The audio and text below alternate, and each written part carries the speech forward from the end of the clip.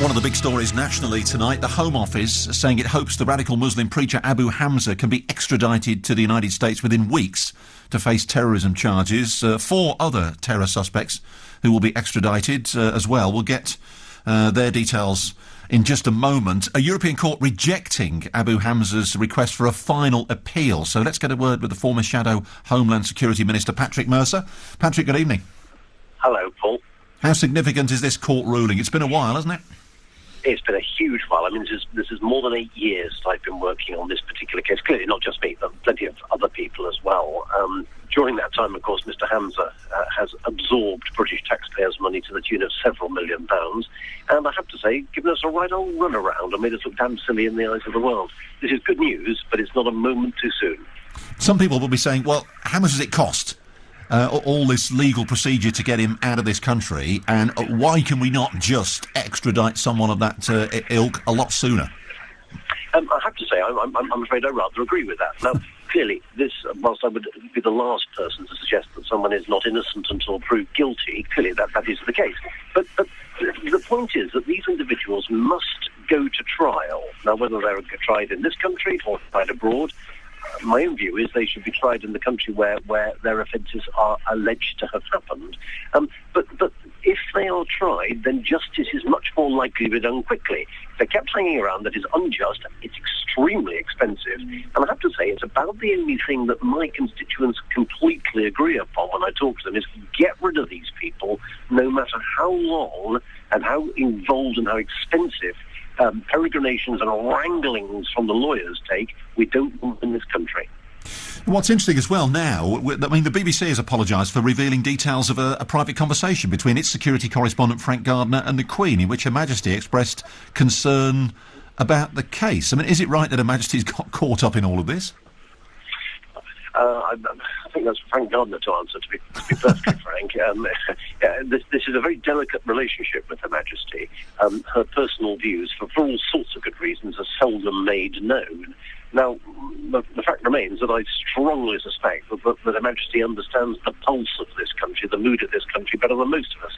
And if she's saying what she is alleged to have said, then I have to say I think she's completely in step with the people over whom she reigns. Patrick Mercer with us, former Shadow Homeland Security Minister. Patrick, good to talk to you. Appeals also turned down by 4 other terror suspects, including Sailor Taha Hassan and Babar Ahmad, who's a 38-year-old computer expert. He's been held without trial in this country for 8 years now. Let's go and get a word with Fahad Ansari, a human rights lawyer. He's Babar Ahmad's brother-in-law as well. Fahad, hello. Good evening to you. Thank you. How do you feel about this decision? I mean, naturally, we're disappointed, but, I mean, I can't help but agree with what Patrick Mercer just said, is that people should not have to wait 8 years before they even get a trial. Babar has been waiting around for 8 years just to even get this far as Europe. Now, had the police done their job 9 years ago when they seized the evidence from his house and given it to the Crown Prosecution Service to commence prosecution, he would probably have been convicted by this stage if he was found guilty. Instead, they hid it from the CPS and secretly sent it to the Americans, which started the extradition process. Now, there's an abusive process that's taken place there. What we would like is for that to be rectified by Babar being put on trial immediately. Just explain what Babar Ahmad has been accused of doing, Fahad. He's accused of operating websites which were hosted on servers in about 20 different countries during the 1990s, which were talking about the jihad and the war in Chechnya and in Afghanistan. Right, so that's what he's accused of doing.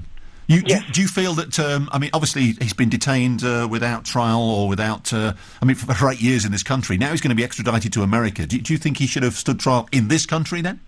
Absolutely. I mean, he's accused of committing a crime, as Patrick Mercer said, in this country, not in the United States. So there's no reason why he should be extradited to a foreign jurisdiction.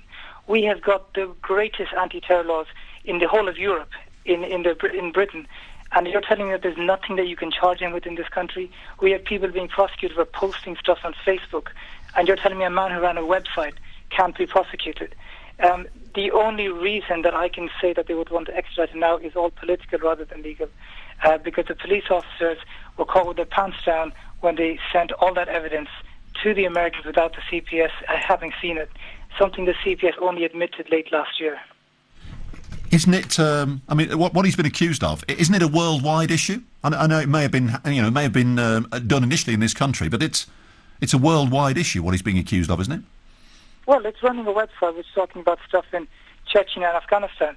It's a very serious issue that they're discussing, and I would like to have full faith and confidence in our criminal justice system that it could prosecute offences like this, and it has prosecuted them. So is it something that British justice is subservient or inferior to American justice? I'd like to think that British justice we have the best criminal justice system in the world, and I do not see why we have to extradite our citizens who are accused of crimes committed in this country, citizens who have never stepped foot in the other country, citizens who have lived their entire lives, worked, paid taxes in this country, for them to be sent to a foreign jurisdiction. It makes no sense whatsoever. Instead, taxpayers, again, as has been pointed out, have had to foot the bill of keeping him without trial for 8 years when he could have easily been put on trial straight away, all because of our subservience to the Americans.